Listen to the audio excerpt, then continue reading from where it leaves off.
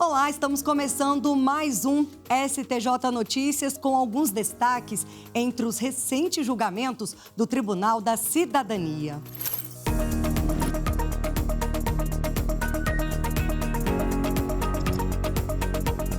Nesta edição, você vai ver mantida a condenação de membro do PCC há mais de 87 anos.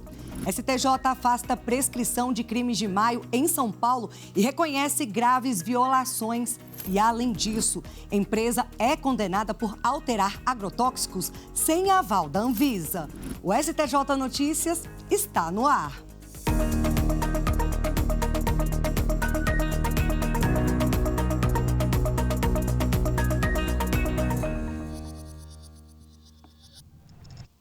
Superior Tribunal de Justiça afasta prescrição em ação indenizatória sobre os crimes de maio. Pedidos serão analisados pela Justiça Paulista. Os detalhes a gente confere na reportagem de Anderson Conrado. A primeira sessão do STJ entendeu que o prazo de prescrição de 5 anos não se aplica ao caso diante da gravidade das violações de direitos humanos analisadas. A ação civil pública proposta pelo Ministério Público de São Paulo busca reparação por danos individuais e coletivos, além de medidas de assistência, preservação da memória e de não repetição. Os crimes de maio foram uma série de episódios violentos ocorridos em São Paulo em 2006, marcados por ataques do PCC contra forças de segurança e pela reação policial que causaram mais de 500 mortes, muitas delas em circunstâncias não esclarecidas. O caso envolve ainda alegações de execuções sumárias, desaparecimentos, possível participação ou omissão de agentes do Estado e falhas nas investigações. A Justiça Paulista havia reconhecido a prescrição, aplicando o prazo de 5 anos previsto para ações contra o poder público. No STJ, porém, a Defensoria Pública e o Ministério Público defenderam que casos envolvendo graves violações de direitos humanos não deveriam estar sujeitos a esse limite. Relator do recurso, o ministro Teodoro Silva Santos, destacou com base em precedentes da Corte Interamericana de Direitos Humanos que a prescrição pode dificultar a investigação dos fatos, a responsabilização dos envolvidos e a reparação das vítimas em casos mais graves. Com esse entendimento, a primeira sessão afastou a prescrição e determinou a análise dos pedidos de indenização pelas instâncias ordinárias. Em decisão monocrática, a desembargadora convocada Nilsoni de Freitas manteve condenação de suposto membro do PCC há mais de 87 anos por 5 homicídios e ocultação de cadáver. Eu preparei uma reportagem sobre o caso. Confira. Apontado pelo Ministério Público como integrante do primeiro comando da capital, o PCC, o homem foi condenado a 87 anos, 5 meses e 20 dias de prisão por participação em organização criminosa armada, 5 homicídios qualificados e ocultação de cadáver.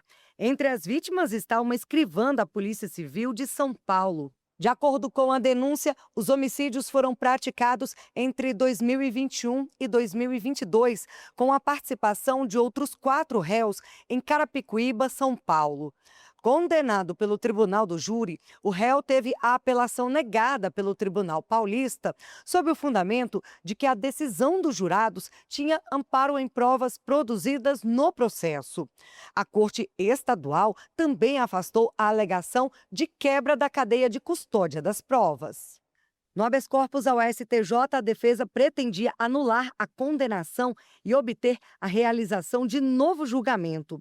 Ao analisar o pedido, a desembargadora convocada, Nilsoni de Freitas, destacou que a jurisprudência da Corte é pacífica, no sentido de que o habeas corpus não pode ser utilizado como substituto dos recursos previstos na legislação nem da revisão criminal, não sendo cabível para rediscutir condenações quando não há flagrante legalidade. No direito privado, ministros da 4ª turma do Superior Tribunal de Justiça reconhecem validade de tarifa de adiantamento a depositante prevista em contrato. Chamada de tarifa de adiantamento a depositante, essa cobrança remunera o serviço prestado quando o banco adianta recursos para cobrir pagamentos que ultrapassam o saldo da conta. O processo julgado pelos ministros do STJ teve início em uma ação civil pública apresentada pelo Ministério Público de São Paulo, que questionava a legalidade da tarifa. O juízo de primeiro grau declarou nula a cláusula contratual, proibiu novas cobranças e determinou a devolução em dobro dos valores pagos e a divulgação da decisão. O Tribunal de Justiça paulistano também reconheceu a ilegalidade da tarifa, mas substituiu a restituição em dobro pela devolução simples e reduziu a multa por eventual descumprimento da decisão. Na quarta turma, o ministro João Otávio de Noronha, relator do recurso especial, explicou que a tarifa de adiantamento à depositante remunera um serviço específico prestado pela instituição financeira e não se confunde com os encargos da operação de crédito. Ele observou que a cobrança é permitida quando existem previsão contratual clara, transparência e observância das normas do Conselho Monetário Nacional e do Banco Central. Segundo o relator, o STJ já definiu no julgamento do tema 168 dos recursos repetitivos que a validade das tarifas bancárias deve ser analisada à luz dessas normas e, no caso, a cobrança está amparada em resolução do CMN. Com esse entendimento, a quarta turma deu parcial provimento ao recurso especial do banco e julgou improcedente a ação civil pública. Já na terceira turma, os ministros definiram que falência do devedor não devolve a seu patrimônio bem anteriormente alienado em fraude à execução. Com esse entendimento, o colegiado decidiu que a execução pode prosseguir no juízo onde foi iniciada, mesmo após a falência da empresa devedora.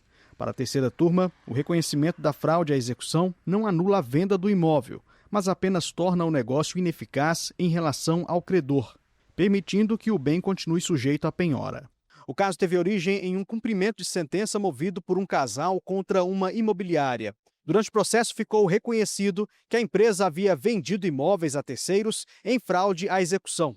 Após a decretação da falência da imobiliária, a massa falida defendeu que os imóveis deveriam retornar ao patrimônio da empresa e passar a integrar o processo falimentar.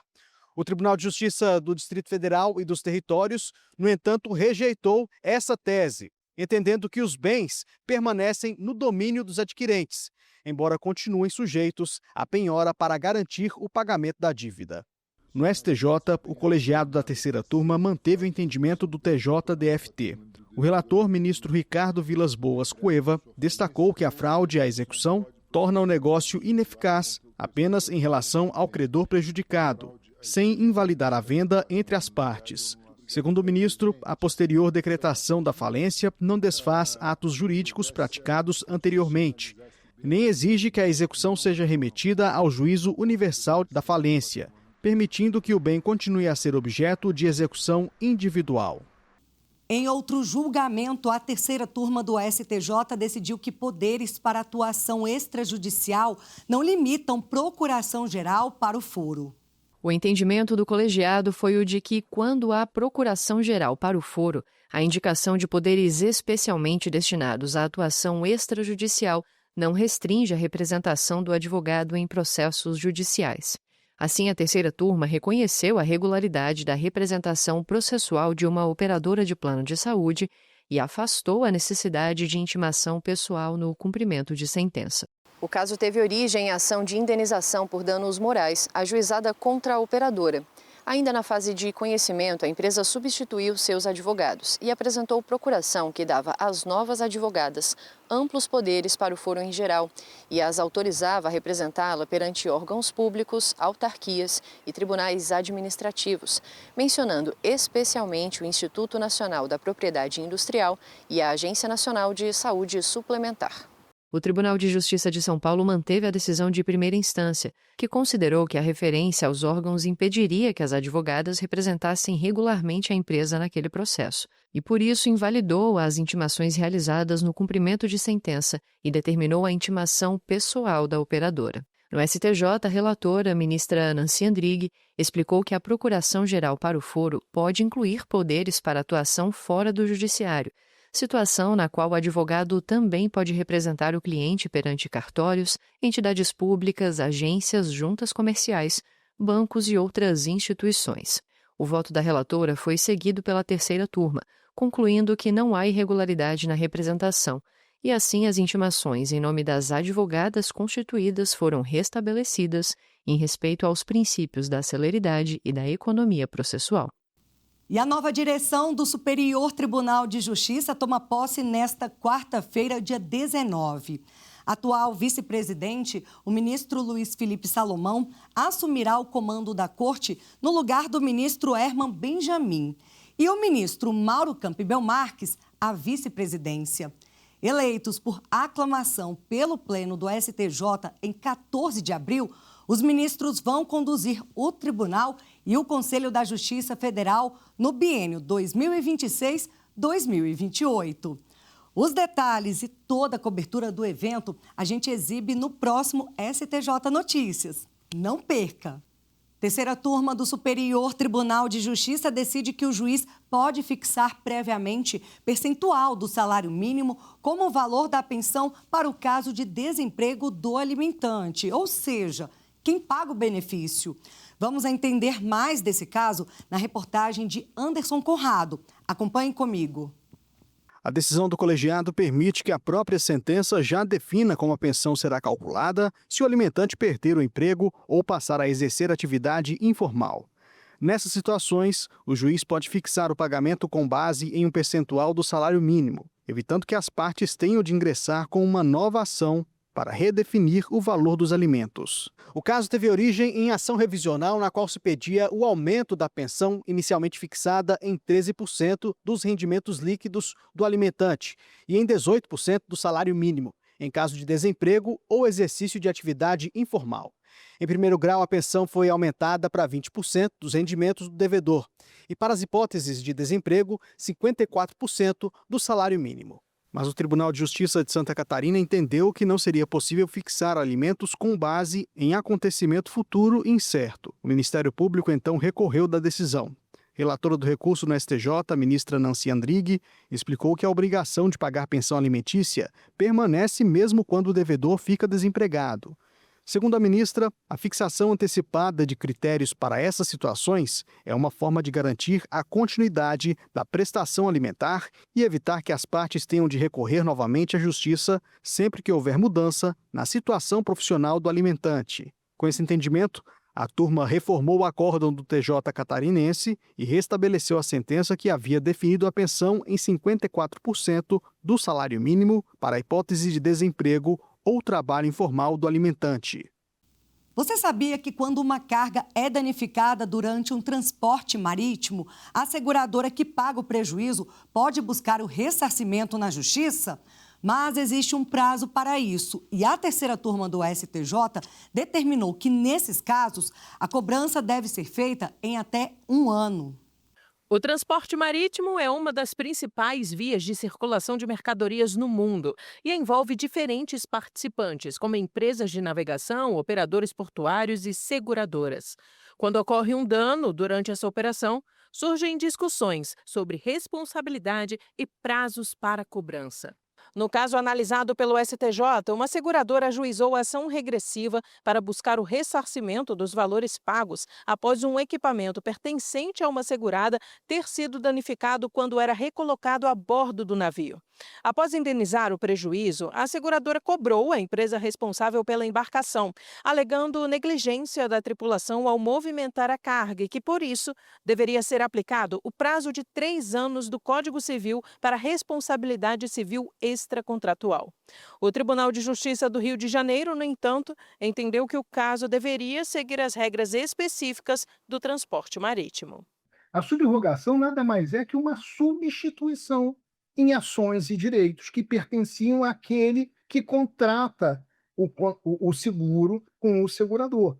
Então, o segurador, na verdade, ele substitui o segurado nas obrigações que o segurado tinha acordado. Ao analisar o recurso especial, a relatora, ministra Nancy Andrighi, explicou que a subrogação não cria um novo direito para a seguradora. Ao pagar a indenização, ela assume a posição do segurado e os mesmos limites jurídicos, inclusive o prazo prescricional. Assim, para a terceira turma, no caso julgado, a ação regressiva deve seguir o prazo de 1 ano previsto na legislação especial do transporte marítimo e em súmula do STF. A regra alcança todos os participantes envolvidos na operação, inclusive seguradoras subrogadas. Superior Tribunal de Justiça define que a ação de exigir contas contra administrador de empresa não depende da inclusão do autor no contrato social. Em uma sociedade empresarial, o sócio escolhido para atuar como administrador cuida do dia a dia das operações, assina contratos e representa a empresa legalmente. Essa pessoa pode ser cobrada pelos demais sócios a apresentar um balanço das atividades. Na Justiça, esse pedido é chamado de ação de exigir contas. A própria lei, a legislação civil, ela fala, olha, se você está na condição de administrador, você deve prestar contas.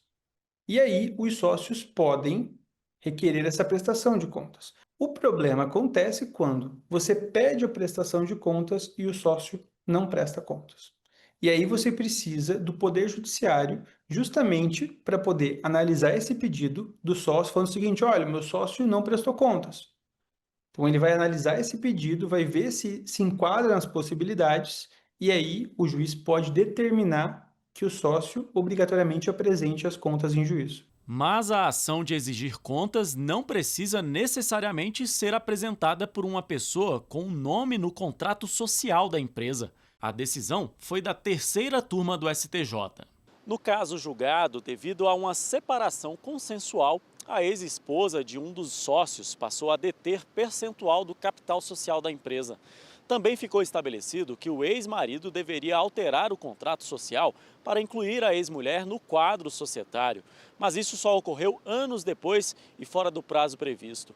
A controvérsia chegou ao STJ porque, ao ajuizar a ação de exigir contas contra sócios administradores, a nova sócia teve o pedido limitado pelo Tribunal de Justiça de São Paulo, que entendeu que a prestação de informações deveria se restringir ao período em que a autora oficialmente fez parte do quadro societário. Ao analisar o recurso especial, o ministro Ricardo Vilas Boas Cueva afirmou que a jurisprudência do STJ reconhece a legitimidade para propor ação de exigir contas contra administrador, mesmo quando a parte autora não está formalmente inscrita como sócia da empresa. Segundo o relator, é suficiente a demonstração do vínculo jurídico entre a parte autora e a sociedade empresarial, além da delimitação temporal do pedido e da indicação dos motivos que justifiquem a prestação de contas. O ministro enfatizou que o registro no cartório apenas confere publicidade e efeitos diante de terceiros, não sendo condição essencial para a existência da sociedade. Você confere agora mais um dos destaques aqui do STJ. Também conhecido como locação sob encomenda, o Built to Suit é um modelo de locação em que um imóvel é construído ou adaptado para atender às necessidades específicas do futuro locatário, geralmente uma empresa que pretende ocupá-lo por longo prazo. Empresas que mantinham esse tipo de acordo ajuizaram a ação de rescisão de contrato de locação e atribuíram à causa o valor de R$ 570 mil, correspondente a um mês de aluguel. Após o indeferimento do pedido de tutela de urgência e o desprovimento do agravo de instrumento, elas desistiram da ação. A empresa Ré, que havia comparecido espontaneamente ao processo, pediu a correção do valor da causa para R$ 68.400.000, com base no valor total do contrato, além da condenação das autoras ao pagamento de honorários de sucumbência.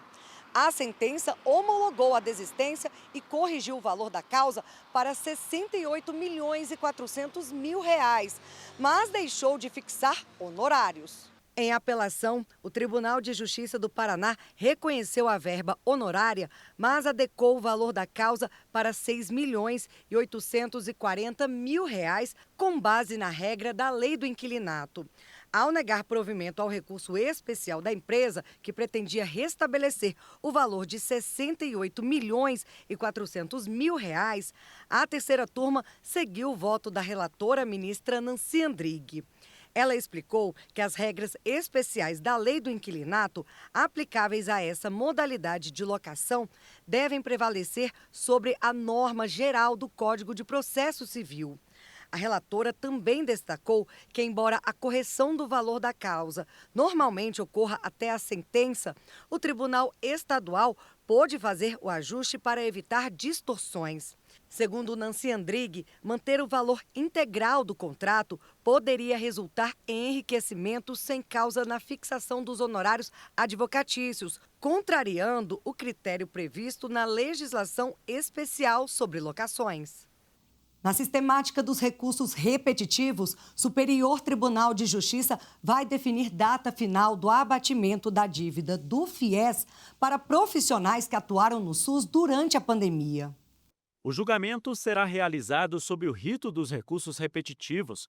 A controvérsia cadastrada como tema 1461 será para definir a data final para a concessão do abatimento de 1% do saldo devedor do Fundo de Financiamento Estudantil, o FIES, previsto em lei, aos profissionais de saúde que trabalharam no Sistema Único de Saúde, o SUS, durante a pandemia da Covid-19. O julgamento vai esclarecer se o marco temporal deve ser 31 de dezembro de 2020, quando se encerrou a vigência do estado de calamidade pública, reconhecido por decreto legislativo, ou 22 de maio de 2022, quando entrou em vigor a portaria do Ministério da Saúde, que declarou o fim da emergência em saúde pública de importância nacional. Segundo o relator do repetitivo, ministro Sérgio Cuquina, informações do Fundo Nacional de Desenvolvimento da Educação, o FNDE, apontam que cerca de 2.000 processos sobre a matéria foram julgados nos tribunais regionais federais.